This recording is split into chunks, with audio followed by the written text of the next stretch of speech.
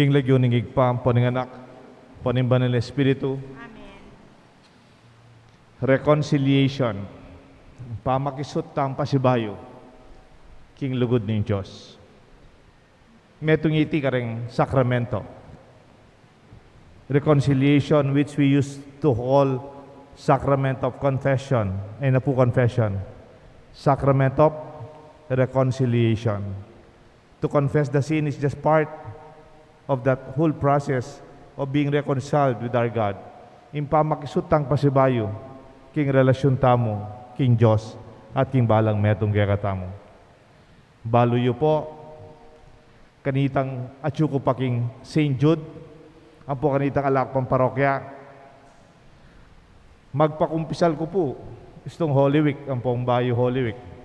Kanita po, usong-uso siguro, aranasan nyo na keti, itangaw sandang kumpisalan ng bayan. Yan takala akong parokya, makiabe ko kareng aluang parokya. Bala mo panata ko, ing magpakumpisal, bilang kabayaran mo naman, kareng sarili kong kasalanan. Nung ating ko pong panata, ating ko naman, panata ko yung magpakumpisal. Kanita kayong parokya, may miralas kay kalason sinimbengi. Nang kaya mamumbira ko, apulong pari. Nang kaya biyapayapo seto, Arian Mila, hanggang Agyumi. Ni kay magpalakwang kuling ako Paris Peace, Aryang Kula. Potagela mayari talaga, misa na bengi talagang yung minuayari. Abi kay pa mo'y father ni Noy Canlas. Ang po'y Algi, ikami nang mitagan. Lagpas ng alas 11, sisignalan da ko rin ang luwang papa kumpisal.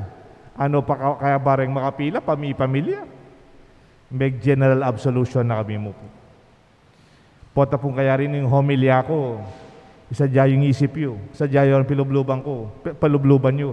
Uling eda ko, apakumpisalan. Denanda ko pong general absolution. Dapat laus kayo lubyo. Dispose your heart and your mind. Uling adwata ng banwa nga lang kumpisalan. Last year, ang popang yan eh. Siguro may tipo na kasalanan tamo. Dindam kay Santo Papa, migsalitaya napon. Makanalo na rin ang bisang mga umpisal, pero ila pwede rin pari. At yung COVID, tatakot ko lumapit ka ako, tatakot ko lumapit ko kayo. Lalo na ngayon, yung panahon ng pandemya. E ako man pwedeng mangumpisal, gugulisak yun, dandaman da rin aliwa. Pwedeng mangumpisal kang 2 meters away, o dandaman ng asawa mo.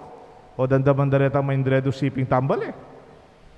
E naman pwedeng online confession, pwede ito. Pwede. Pota, ating hacker, dandaman din ang kaya kang ating party line, dandaman din kumpisal mo. O pota, tinext mo, titext mo, Miss Cynthia, mira siya kay asawa mo, balo ng kasalanan. Sabi ng Santo Papa, ngayon nga pwedeng mangumpisal na harapan, actual, balikan tamo itang peka mo muna tang katisismo. Detang fundamental teachings in the sacrament of reconciliation. Nanya po itang metong clause ka rin. No sakalig, bisang maumpisal. Magsisi kang kasalanan mo. Balo mong eus yung gawa mo, bisa kang magbayo. Dapat alang pari. Halimbawa, tsuka Saudi. Alang pari Saudi. O tsuka metong lugar, alakang access ka rin pari. In that time, your contrite heart, yung tunay pa magsisi mo, yung pamag-aklis ng puso mong may patawaran at kaburian mong magbayo at penga di mo king Diyos diretso, may patawaran ka. For that instance. Dapat ipanabili ni tangkay katamong catechesis, potang minuli na ka Pilipinas, potang mi kapatagon, pwede na ka lumapit kayong pari. Halimbawa, kay katamong yan yung pandemya, lumapit na kong mangumpisal. Through the schedule of our parish, we have to face the reality of confession. Makananutang makapangumpisal tutuanan. Kasi nang kayo makumpisal, ano karakal. Pero apapansinan ko, ano karakal sasabihan, laman makumpisal. Nang kayo kailangan da, counseling. Balo po yung counseling, mangyad lang advice. Pareho ito. Yan nang kayo, lalambat yung kasabi mo. Man makumpisal pala. Magpalwalya sa kitlog. magpalwalya paginakit. Dinanda ko pong apat na steps. Makanano ko tune, magkaroon, makabaldugan, apamangpsal o sakramento ng pamikasut king grasya ng Diyos. In kayang relasyon pa si bayo kayo. The sacrament of reconciliation can be seen in 4 simple steps. Muna po, bayo ka talagang mipatawaran kay kasalanan mo. Itang mo munang salita, I admit. Ikay po, I admit. Mas masanting yata aking Tagalog. Inaamin ko. Ikaw, inaamin ko. Mas masanting yata aking Kapampangan. Akuan ko. Imburi na sabihan ng anku. Ako migi kasalanan. Kaya sisisya ng aluwan tao. Kaya tutuldo yung asawa ko. Ko tutuldo, kasalanan na. Ali, ako. To admit, aminan ko. Itang amin, bala mo, plural ya pa ita. Pero inaako ko. Bala mo, ako, ang mananagutan dyan. I committed the sin. I accept my own sinfulness. Neng kaya din tao,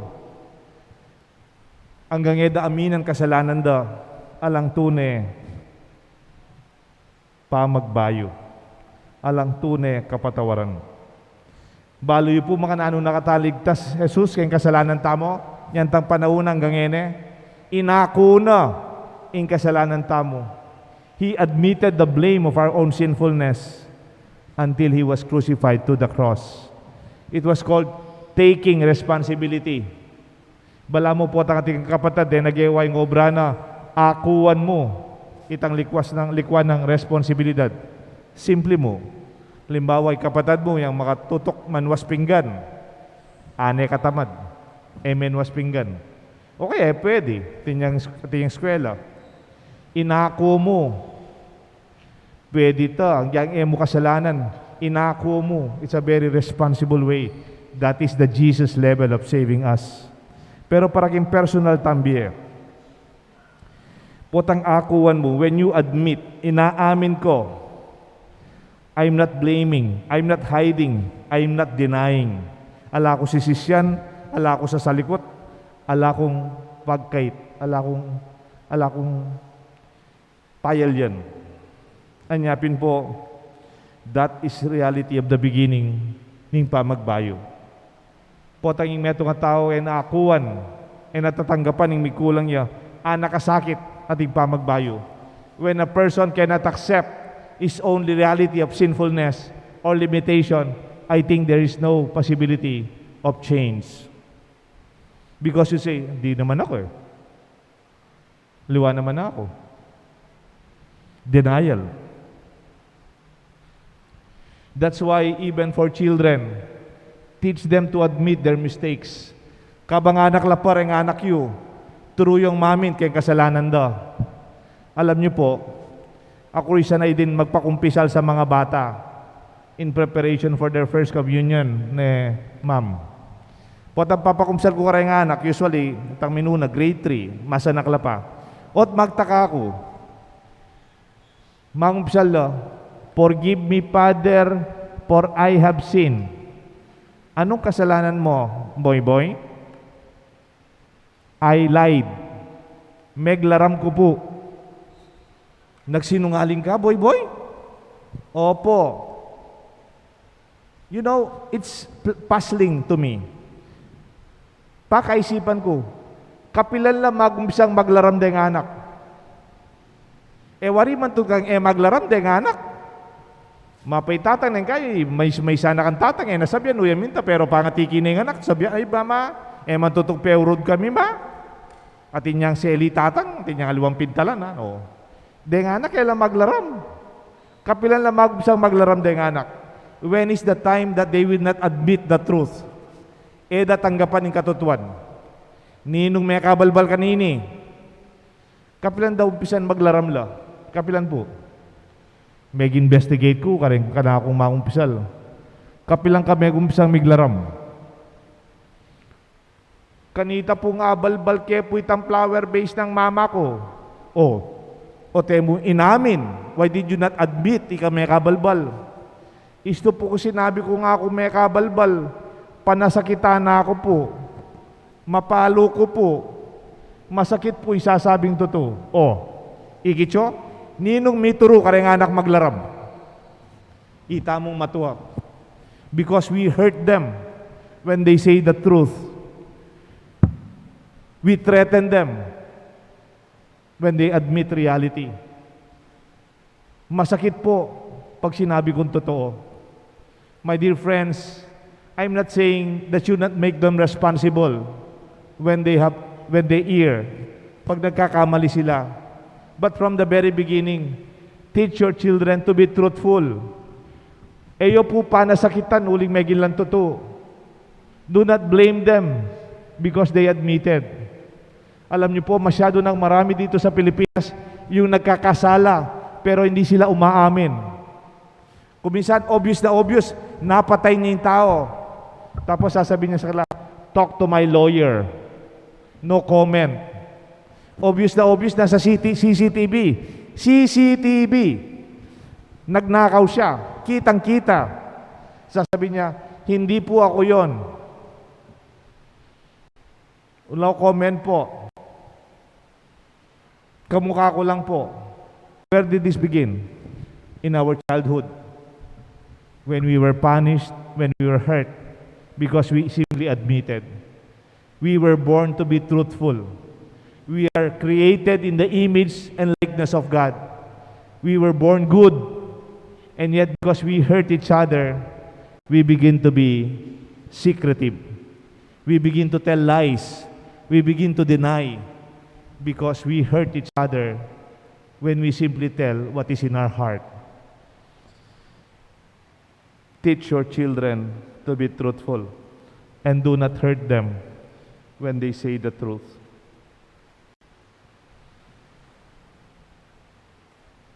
Ikalawa po, I am sorry. Can you say that? I am sorry.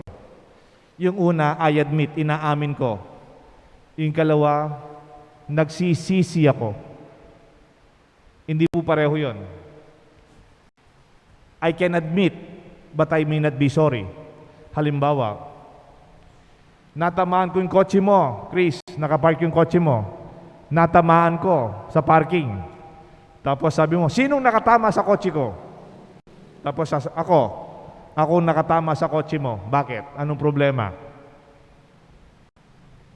Kasalanan mo, yung pagka-park mo hindi maganda. Nakita nyo? I admit, but I'm not sorry. Pwedeng nasaktan kita, pero talaga namang gusto kitang saktan. Inaamin ko, akong sinaktan kita. Ano ngayon? Problema mo? You're not sorry. It's not the same. To be sorry is to experience the sorrow of pain. Yung masakit. You are guilty. It's called remorse. That the pain that is inside. Itang masakit. Apa magsisi kang kasalanan. To be sorry is to experience contrition and the desire for restitution. To be contrite, the sorrow of pain. Kaya po, I suggest, di ba nung bata po tayo, yung iba, when I say, magkumpisal ko, King Joseph pang may payang totoo, kaya ba't sabihin mo, may kasala kong bina. I remember when I was a young boy, talaga bundudugdugan din po yung puso do. When they say, may kasala kong bina. That really there is pain, and there is sorrow, and there is remorse in the wrong that I have done. Masakit po kasi, pag sanay na yung konsensya natin, we don't feel anything anymore. That is the most grievous or serious sinfulness that we can do. Nasanay ka na sa kasalanan mo, parang wala na lang sa'yo. Or you continue to deny it when you're already hurting others. Again, when you are sorry, inaako ko, pag-amin, I am also responsible Out of pain, I accept. Kaya nga po, yung ating act of contrition, alam niyo po yung act of contrition? Oh my God, I am heartily sorry for having offended thee, and I detest all my sins because I lost heaven and I experienced the pain of hell. Nakita niyo po yon? Dahil sa aking pagkakasala, naranasan ko ang sakit ng impyerno. That is a prayer that for me is so very deep because it explains the reality of the sincerity of the pain na talagang pinagsisisihan mo ang kasalanan mo. Pag nandyan na po yan, kung minsan wala mang pare, hindi available ang pare, the grace of God is almost upon you.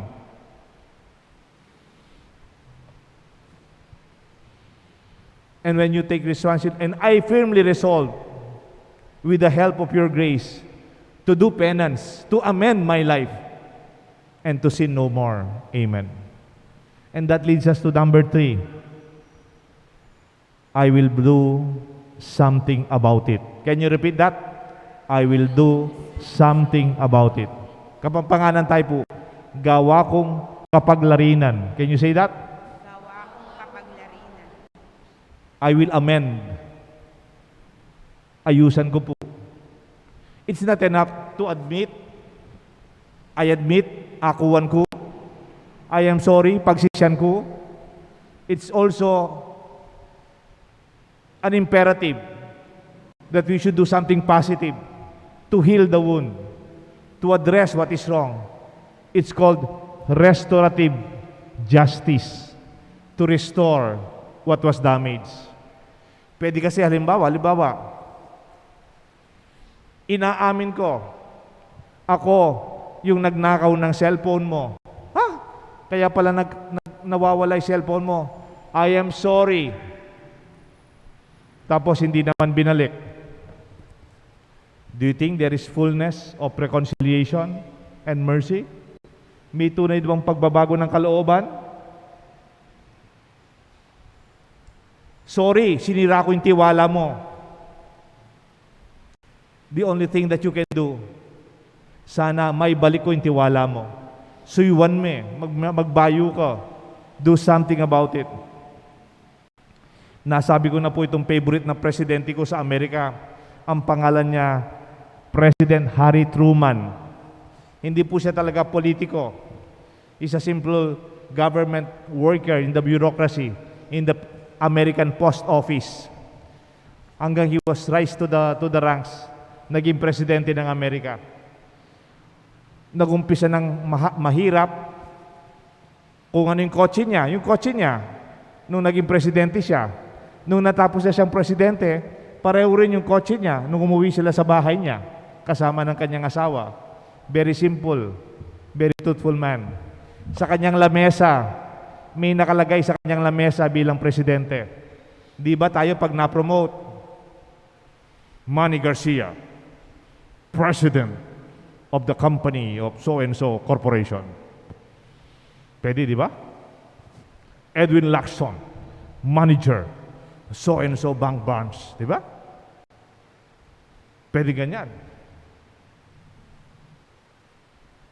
Nakalpangalan mong position mo. Pero sa kanya, wala. Hindi man Harry Truman, President of the United States, of the highest position in the country and the most powerful nation at that time. Pero wala po nakalagay doon. Ang nakalagay doon sa lamesa niya, dala-dala niya kahit saan siya nag-opisina, nakalagay doon, the buck stops here. Anong gusto sabihin nun? Di ba po mayroong pasahan ng timba? Alam niyo po yung pag nasusunog yung pasahan, malamoy hot potato, taytang mamiyalo tang pasahan, may pamasa tang timba. Palamoy tang may pamasa tang sisi, kasalanan na. But for him as a president, wala siyang sinisisi. Hindi niya sinisisi yung dating presidente. Ganyan, di ba? Hindi niya sinisisi kalaban sa politika. Ang nilalagay niya, pag may problema, dinala niyo sa lamesa ko, gagawa ko ng paraan. I will solve it. I will do something about it. Alam niyo po, nung unang panahon pa naman, yung pinakaunang kasalanan ng tao, ganyan kasi pag-isip natin. Nung nagkasala si Adan at si Eva, God, the Creator, confronted them. Sabi, Adan, ba't mo kinain yung prutas na pinagbabawalan kong kainin ninyo? Why did you eat the fruit I forbade you to eat? Anong sinabi ni Adan? Lord, I'm sorry. Hindi, sabi niya, hindi po ako, Lord.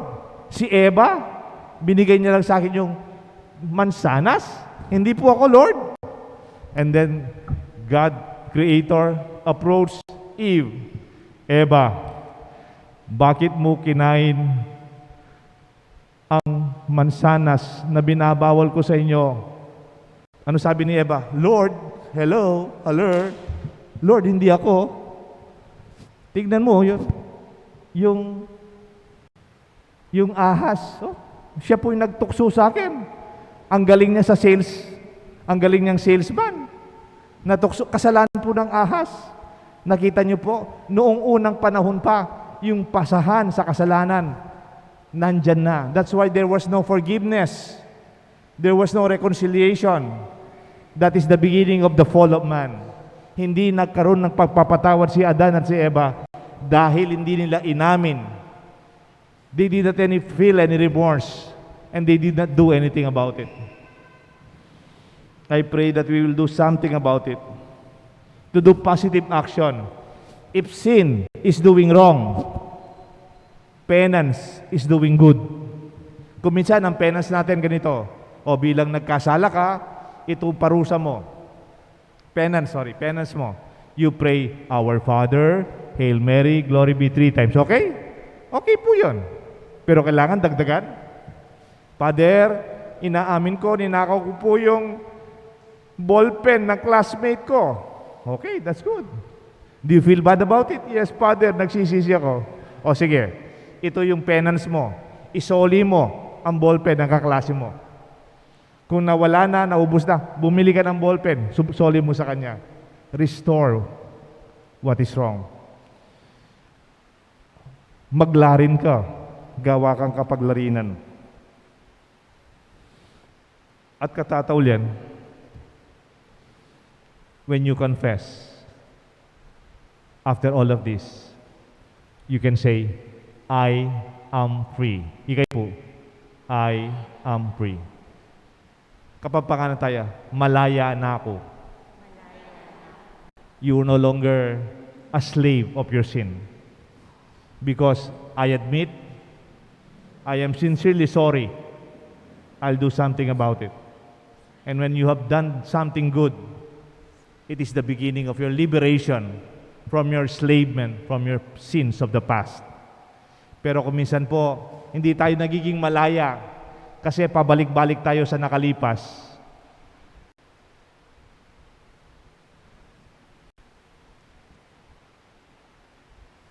Hindi po tayo nagiging malaya because we do not go through the process of real reconciliation. Yung mga bata ngayon, sabi ng, move on ka na. Excuse me, you cannot even move on if you cannot begin with healing, with admitting, with the restitution of your heart to address what is wrong. That is the only time you are free to move on. Pwede ka sumulong kimbiya mo nung kailangan mong harapan yung problema mo. Sorry po, masyado po kasing malakas ang badaldal ako. Minsan nakikita mo yung ibang tao, yung problema nila nilalagay sa Facebook. Pag may problema ka sa Facebook, kinakalat mo lang ang problema mo. Hindi mo naman binibigyan ng solusyon. Halimbawa, may problema tayong magkaibigan, huwag mong ilagay sa Facebook. When you have problems, do not use Facebook. Simply face your problem. Harapan mo ang problema mo. That's the only way we can really be liberated. Alam niyo po, minsan, may nagkumpisal sa akin sa Guagua. Simbang gabi. Gusto niya magkumpisal bago misa. Sabi ko, mag-uumpisa na po yung misa. Nagbabasa ng intensyon yung commentator. Pwede pong magkumpisal kayo pagkatapos na lang ng misa. Opo, Father. Naghintay siya, nagmisa. Pagkatapos ng misa, pagod na po ako doon. Alos 9:30 na ng gabi. Last simbang gabi ko. Nung nag-confess itong matanda, ay itong tao, medyo mahaba-haba yung confession niya. Huwag kayong magalit, sasabihin ko yung mga sinabi niya, no? Di ba bawal yung sabihin mong confession? Pero ito pwede, tignan nyo bakit. Eh di nagkumpisal na kami, the Lord be with you, kailan po yung last confession nyo. Tapos medyo umiiyak na po siya, umiiyak. Yung asawa ko po, paglokohan na ako.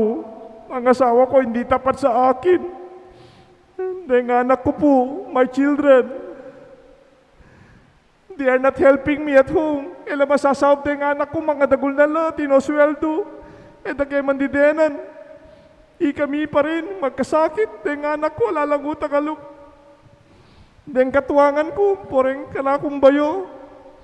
Marok lalawe ka na ako. Pag-isipan na akong marok, den bayo ko, po'y katuwangan ko. Among, den siping kong bale, imbasura da, ug siya da kendalat, di kakalat kaya kami kayong baryo.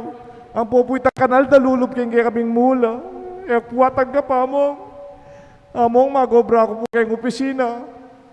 Den pong ka-opisina ko, e pusto yung gagawan da. Dakala po under the table, de ka na akong ka-opisina.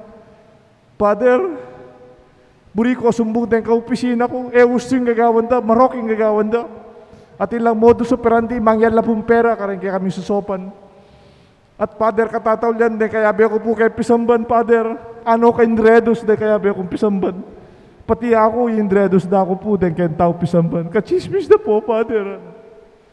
May nga, pakirot ko po, mila ko pagal. Matundo na ako, gising ko pang alas 3 yung ganingal do kayong simbambengi. Mila ko tundo, mila ko pagal. Ati kung panayin sa biyanay, na sinabi. O na kami po, potang papakumpisal ka. Eh nakaman pwedeng makilam, pabren meng mayari. Yari na opo nga ako, opo, yari. Alala ko po, burisab, alana. Oy kayo po, nanong kasalanan nyo ako. Ay, ako po, alala ko kasalanan, Father. Hila, kati kasalanan ka na ako. Makanano ko pong patawaran kanya, nalayo po yung asawa nyo ako. Nino pong patawaran ko karesiping yung baling ako, magsisila. Payagustala po rin katuwangan nyo, kaopisina po ang anak. Question, is that real confession or a sacrament? Tuknanda ko po, may akong pisalya? Ating grasya? Ating pamagbayo? Palagay mo, will she become a better person? Aliman po. Ingaws na kanita, sinumbong niya ka na ako. O kaya may gindredos siya mo. May gindredos ka, talaga? Baka niyo tag-isipin yung bali? Nung talaga may gindredos ko, bukod ng kep. Nino Karela. You know, we miss a lot of graces when we do not see the real grace and the offer of reconciliation. I-review tala po. I admit, aminan ko, I am sorry, pagsisyan ko, I will do something about it. Ikay po, I will do something about it. Gawa kong kapaglarinan. Gawa kong kapaglarinan. Maging malaya ko kay kasalanan ko. Maging malaya. I am free from my sin. Ganakan tala po ngayon rin kaya katang kasalanan. Tanggapan tayong kapatawaran ng Diyos. Ngayon daratang impanahon ning kaya katamong kapagsisyan. King daratang a Paskwa. Ning kasakitan, kamatayan at pangapako na king krus Ginoo. Si Shantala rin kaya katamong tunay pa magkasala. Uling tama makapagkumpisal ka rin pari. Talakad tamo po, iduko tala rin buntok tamo. At ikabit tala rin wanang tanggamat, malapit kay kaya katang puso, dahil nga duwa tanggamat. Bilang tanda, ni kaya katang pamagsisi, king kaya katang pilubluban.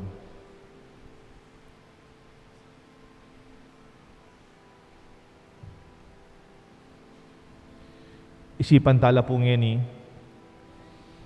di kaya katang tunay pa magkulang. Aminan tamo kay ngarapan ng Diyos at king kayatang kapulungan, ing tunay mi kasala tamo. Alata mong sisisyan ni inuman. Isipan yung peka maragul na kasalanan yung agawa at panamdaman nyo ing pamagsisi, ing masakit, a pamagsisi, kim pilubluban tamo.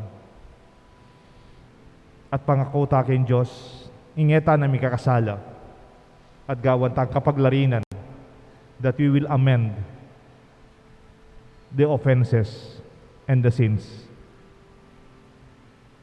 And we will be liberated from the faults of our sins. And may we learn to forgive, that we may also be free from the sins of others. Iduku talapurem buntok tamo, bantanggapan tamo ing masusing kapatawaran ning Diyos. Ing Diyos igpang mapamakalulu, kabinatanan ning kabatayan at pamanyubli ng mebe ning anak na, sinutne ing yato king sarili na, at tinubod ning banal espiritu para kay katamo, para king kapatawaran daring kasalanan, kapamilatan ning kasuyuan ning banal na kapulungan, ing Diyos pagkalaman na kayo sanang kapatawaran at kapayapan, at ako bilang kaya kayong pari, patawaran da kayo karing kaya kayong kasalanan, king lagyo ning igpa, ampo ning anak, ampo ning banal espiritu. Amen.